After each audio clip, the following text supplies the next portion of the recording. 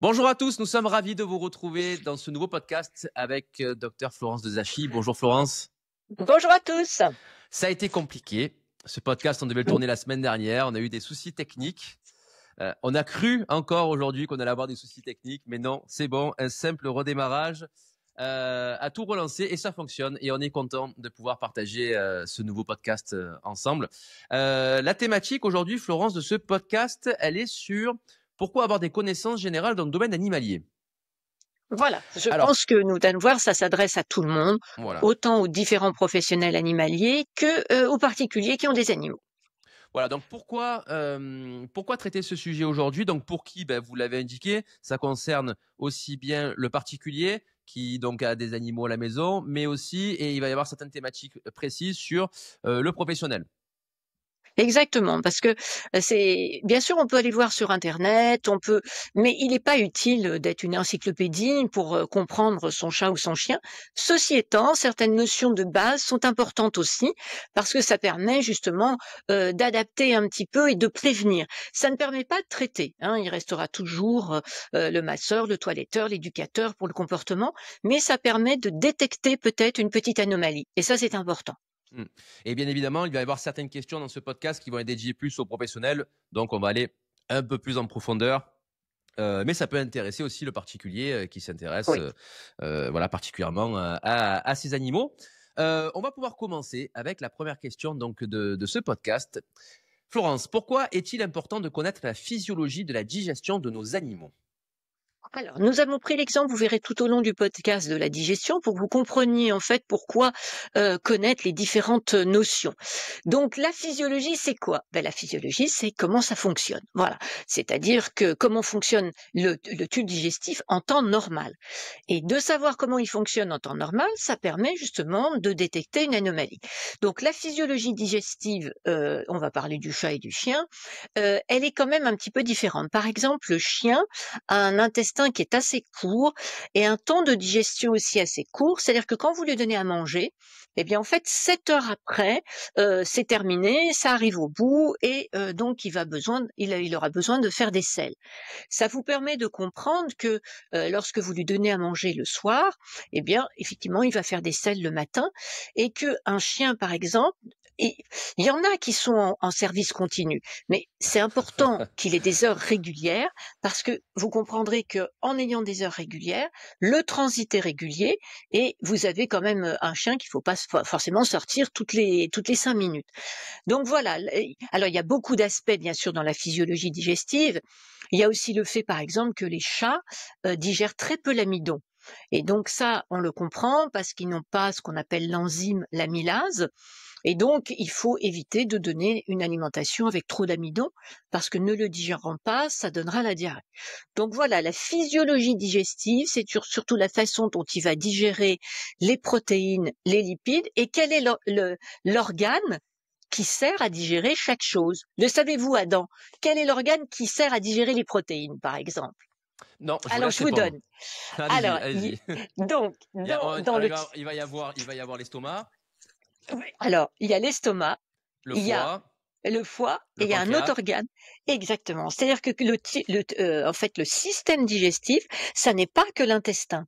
C'est tout ce qui est le tube, donc l'intestin, l'estomac, le pancréas et le foie. L'estomac, c'est les protéines, ça digère les protéines. Le foie, ça digère les lipides. Et le pancréas, ça digère l'amidon. Donc, ça permet, et là, je m'adresse plus aux professionnels.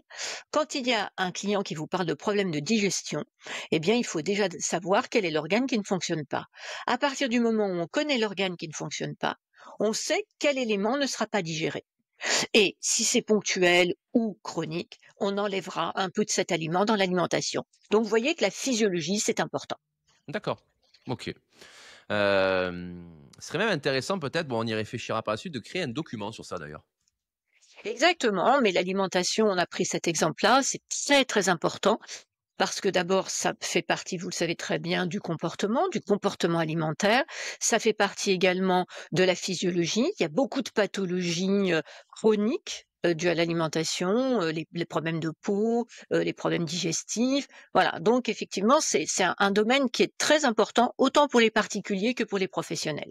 D'accord. Donc là, on a vu la physiologie de la digestion de nos animaux. Oui. La deuxième question est pourquoi est-il important de connaître l'anatomie du système digestif? Alors, justement, l'anatomie, on en a un peu parlé. Pourquoi c'est important? Parce que ça permet aussi de comprendre ce qui se passe.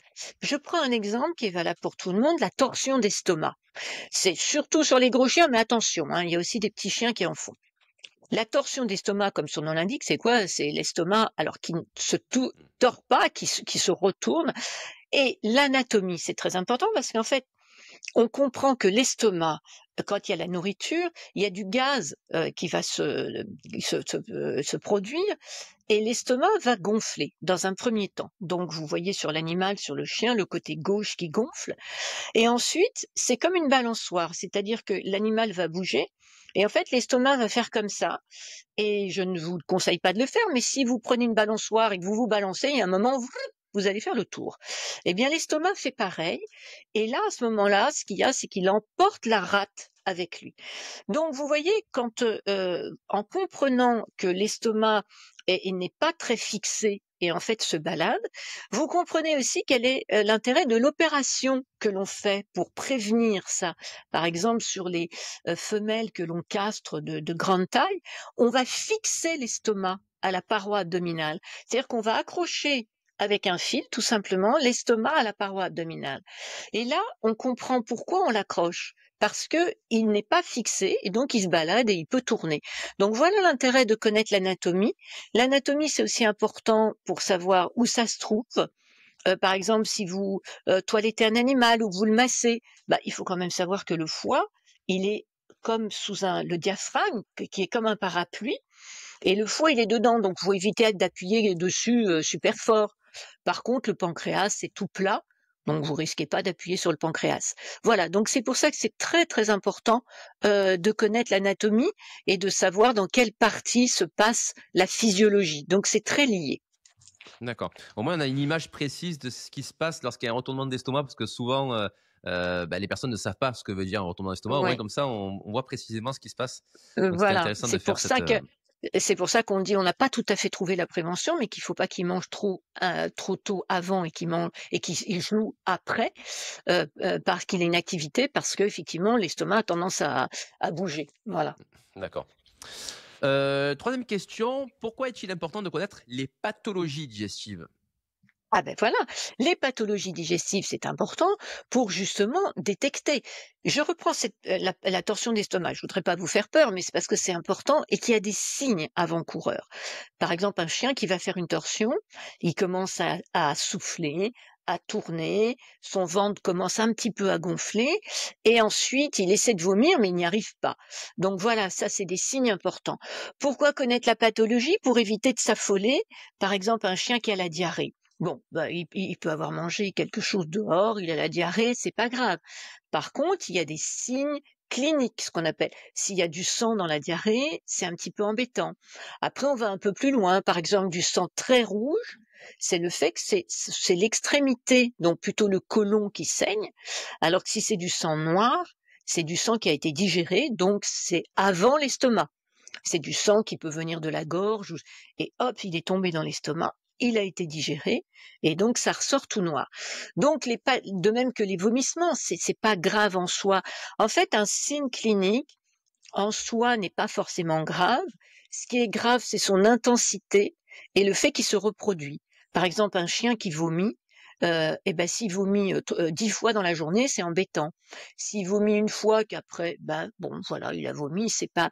Donc voilà, c'est ce qu'on appelle la pathologie, ce sont les signes cliniques, et c'est très important aussi pour les particuliers de connaître et de comprendre la pathologie chronique. Par exemple, il y a des chats qui ont ce qu'on appelle des MICI, en lettres majuscules MICI, c'est des maladies inflammatoires chroniques de l'intestin.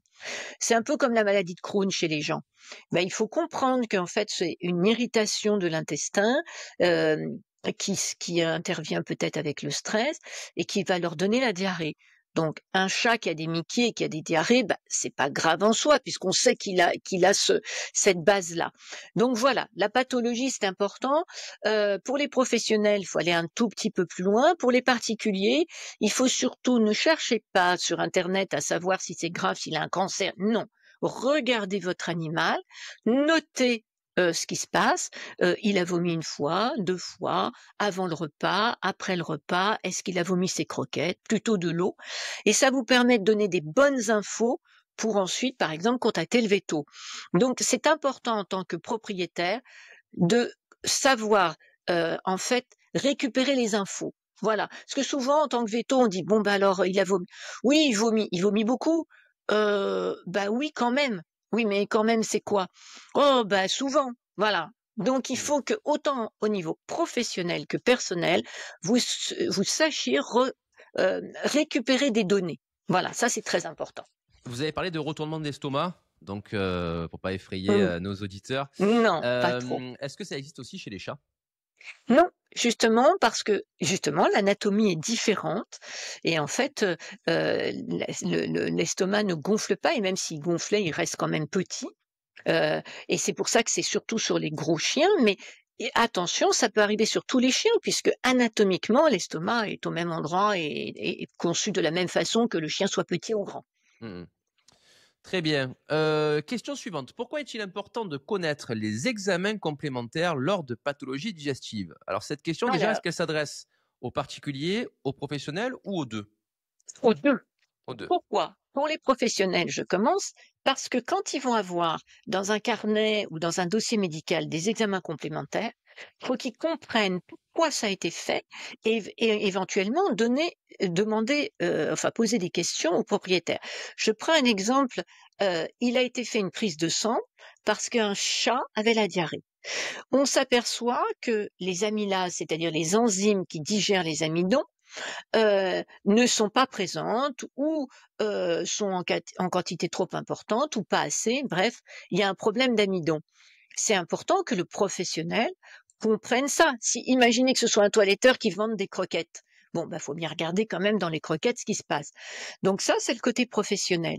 Le côté comment dire, particulier, et ben, c'est important de comprendre parce qu'il va les payer les examens complémentaires. Donc, c'est important de savoir pourquoi on a fait une radio. Par exemple, si un animal a la diarrhée, ben, qu'est-ce qu'on fait? Une radio, ça va pas être très, ça va rien nous apporter. Ce qui va nous apporter, c'est un examen de sel, par exemple, où Mmh. on va regarder si c'est digéré. Donc, les examens complémentaires digestifs, vous avez quoi? Vous avez les examens de sel, vous avez l'échographie pour voir justement l'état des organes, foie, même intestin. Dans les cas les plus embêtants, vous avez l'endoscopie où on va aller voir à l'intérieur de l'intestin. Donc tout ça, faut comprendre. Et puis il y a des prises de sang. Les gens sont pas toujours, c'est pas toujours évident que quand un animal a la diarrhée, on fasse une prise de sang. Ben pourquoi? C'est pour tester le foie justement. On teste tout ce qui est tous les paramètres hépatiques et on voit s'il y a une insuffisance hépatique. Donc c'est très important de vous intéresser à ça et de comprendre quel est l'intérêt des examens complémentaires et pourquoi on les fait. Et vous avez fait d'ailleurs une aparté intéressante, effectivement, quand un toiletteur ou un autre professionnel animalier propose de la vente d'alimentation, il doit avoir des connaissances. C'est un point vraiment très important, et là je veux le souligner, lorsque vous êtes professionnel animalier ou que vous voulez devenir professionnel animalier, vous ne devez pas vous diriger vers des formations qui vont vous apprendre uniquement les techniques pour toiletter, pour masser, etc. Voilà.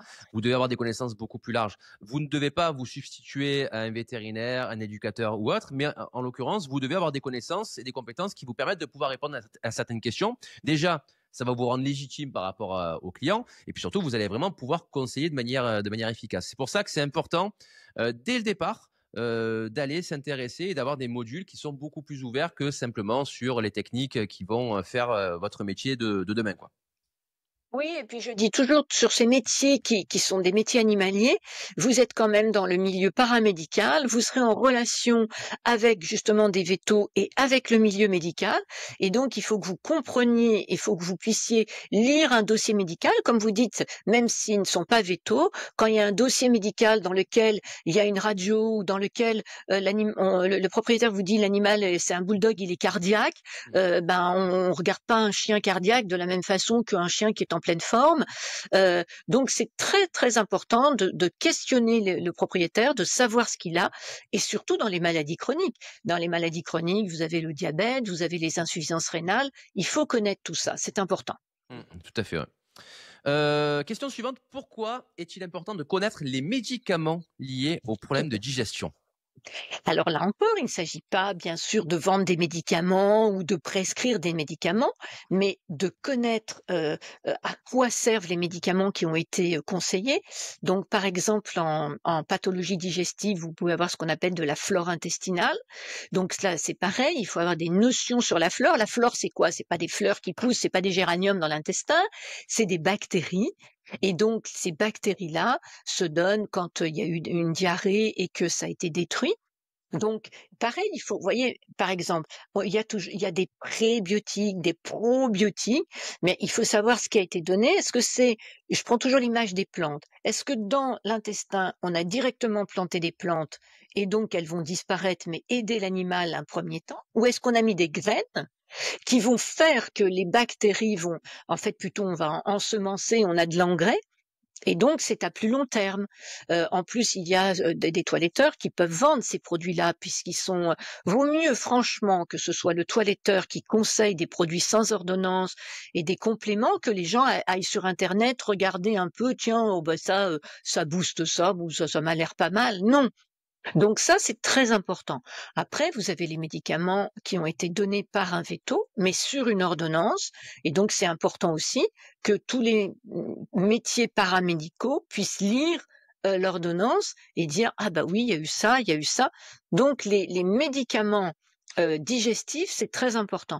Vous avez donc la flore digestive, vous avez les pansements intestinaux, vous avez les soutiens hépatiques, vous avez les enzymes justement pour un animal qui a des problèmes du pancréas. Donc tout ça, c'est à connaître, c'est très très important. Voilà. Bien sûr, on évite l'auto-médicament, bon, voilà, vous avez compris. Oui, c'est clair. Voilà. Mm. Donc ça, on évite bien évidemment quand on est un particulier. Si jamais il y a un professionnel, hein, autre que vétérinaire, si jamais votre animal a un souci, on va voir le vétérinaire bien évidemment en amont pour bien détecter et isoler la problématique. Et surtout, on évite de reprendre les médicaments de la dernière fois, parce que même Hmm. si le signe clinique semble être le même, comme par exemple une diarrhée, l'origine, ce qu'on appelle l'étiologie, c'est-à-dire l'origine de la diarrhée peut être différente, et donc on ne reprend pas le même traitement de la fois d'avant. Ouais. Donc on évite d'automédicamenter. Voilà, c'est suis arrivé à le dire Voilà. cette fois-ci.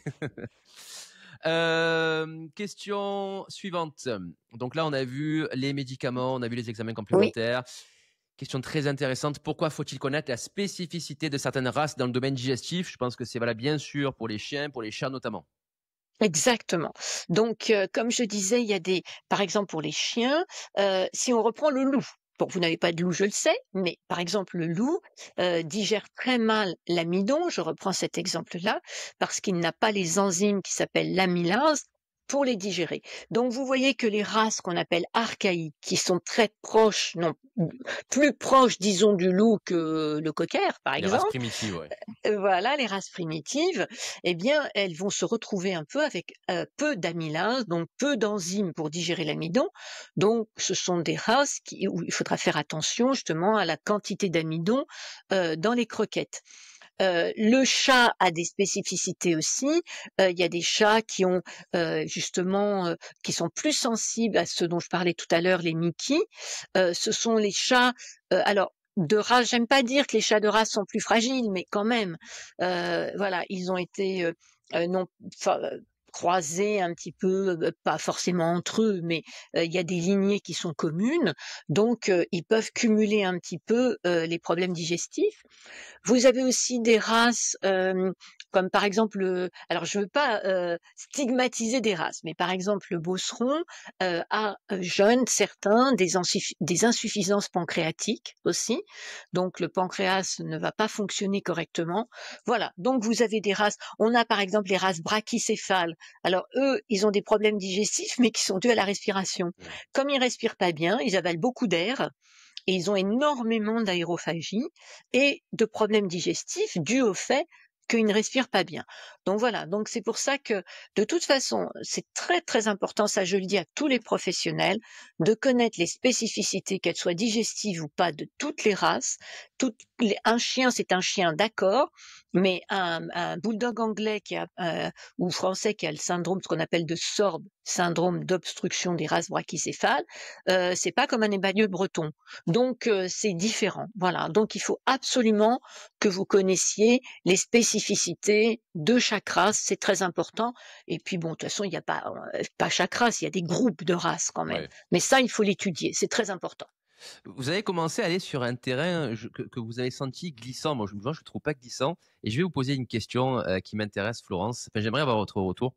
Il y a Oui. une croyance, entre guillemets, une croyance qui peut être avérée, justement, on va en parler, qui dit que les chiens et les chats qui ne sont pas de pure race, qui sont croisés, hein, comme certains les appellent les fameux bâtards, hein, j'aime pas ce terme du Oui. tout, mais voilà, ont une santé plus solide. Est-ce que vous l'avez constaté ou pas? Alors, mais alors, Oui. vraiment, c'est une question sans, voilà, on n'attend pas une réponse Sans avec une vérité arrière-pensée. absolue, sans arrière-pensée, mais est-ce qu'on constate Oui. effectivement que des chiens qui sont mélangés, contrairement à des chiens de pure race, ont une santé plus solide? Oui, oui. Et pourquoi? Même si les éleveurs ne font pas de consanguinité et que ils introduisent souvent des mâles d'origine différente, eh bien, de toute façon, les pures races vont quand même cumuler justement les problèmes spécifiques de la race. Quand vous faites des mélanges, on pourrait dire, ben, on mélange, Des si un chien problèmes? a un problème et l'autre a un problème, bah, les 2 problèmes, non, en fait. Ils se trouvent parce que souvent, je vais pas rentrer dans la génétique, mais souvent pour qu'un problème s'exprime, il faut que les 2 parents l'aient. Si vous prenez 2 chiens de même race, il y a plus de risques que les 2 parents portent ce problème, plutôt qu'un un chien d'une race qui a un problème A, le chien d'une autre race qui a un problème B, eh ben, les 2 vont s'annuler, en fait. C'est-à-dire que pour avoir le problème qui s'exprime, il faut soit A plus A, soit B plus B.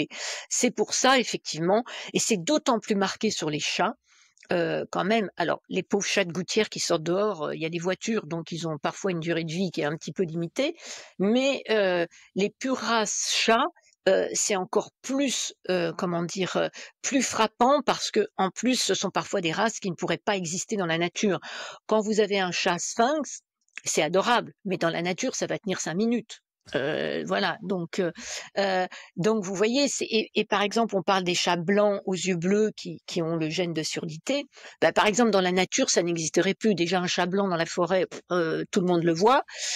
Si en plus il est sourd, il va pas arriver à voir le chat qui va venir le manger. Donc, vous voyez, voilà, c'est ça. Les pures races, en fait, cumulent quand même les spécificités de leur race. D'accord. Donc, ce n'est pas une croyance populaire, effectivement. On peut Non. constater clairement ça.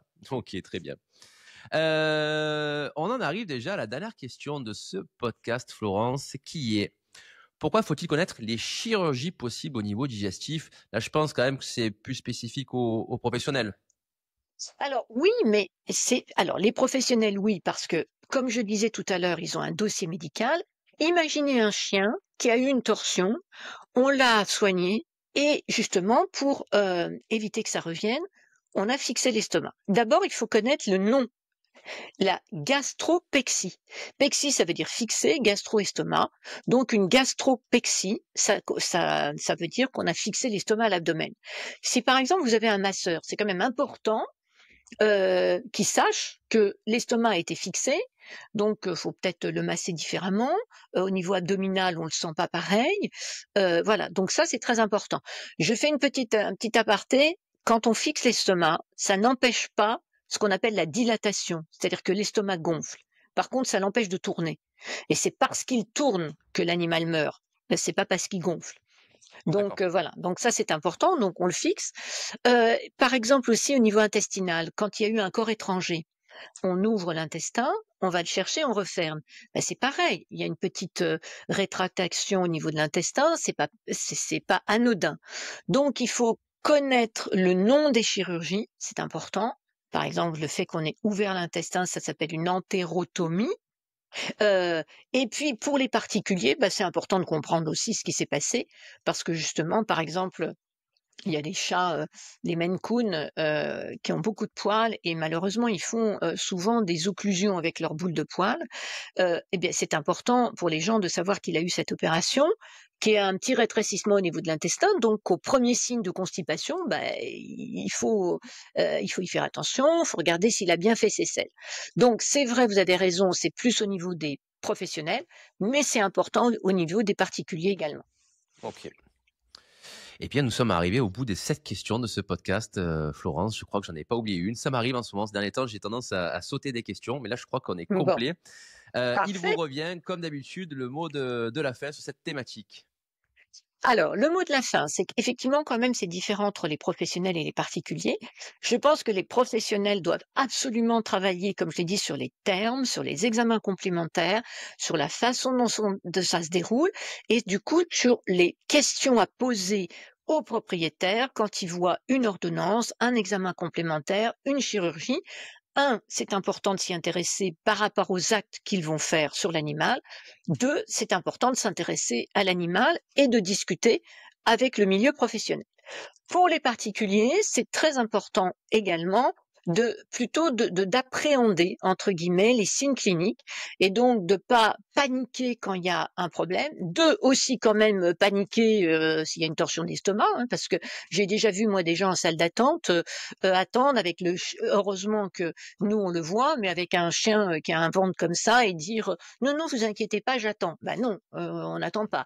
Donc voilà, donc les signes cliniques sont importants. Il faut toujours appeler le vétérinaire, bien sûr, pour confirmer, mais ça vous permet quand même de bien gérer la santé de votre animal et surtout sa prévention. Voilà, ça c'est fondamental.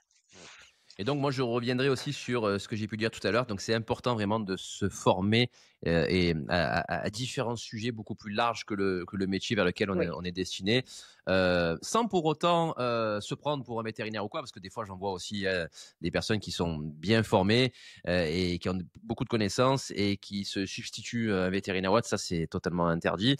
C'est pas le but, mais voilà, c'est important d'avoir des connaissances générales. C'est rassurant aussi pour les clients de se dire voilà, Ah, moi, mon bien traiteur, mon sûr. masseur, voire même mon éducateur, il a des connaissances beaucoup plus larges. Donc, c'est vraiment un professionnel complet Oui, et c'est vraiment rassurant quoi, pour un client. exactement. Par exemple, un éducateur, il doit quand même savoir, je ne sais pas si, là on a parlé digestif, mais est-ce qu'il y a eu une opération des hanches avant? Est-ce qu'il y a un problème cardiaque? Donc, c'est très très important de connaître la pathologie pour le métier, pour ne pas faire de bêtises. Tout à fait. Florence, merci beaucoup pour Je vous en toutes prie. ces connaissances riches encore une fois. N'hésitez pas, à vous qui écoutez ou qui regardez ce podcast, à poser vos questions aussi en commentaire ou à nous envoyer encore des questions par mail. On y répondra avec grand plaisir. Florence, on se retrouve comme d'habitude bientôt pour un prochain podcast en espérant que les soucis techniques sont loin derrière nous et qu'on n'aura Voilà. plus de soucis avec ça. Et puis on vous dit à très vite pour un prochain podcast. À bientôt. À très vite.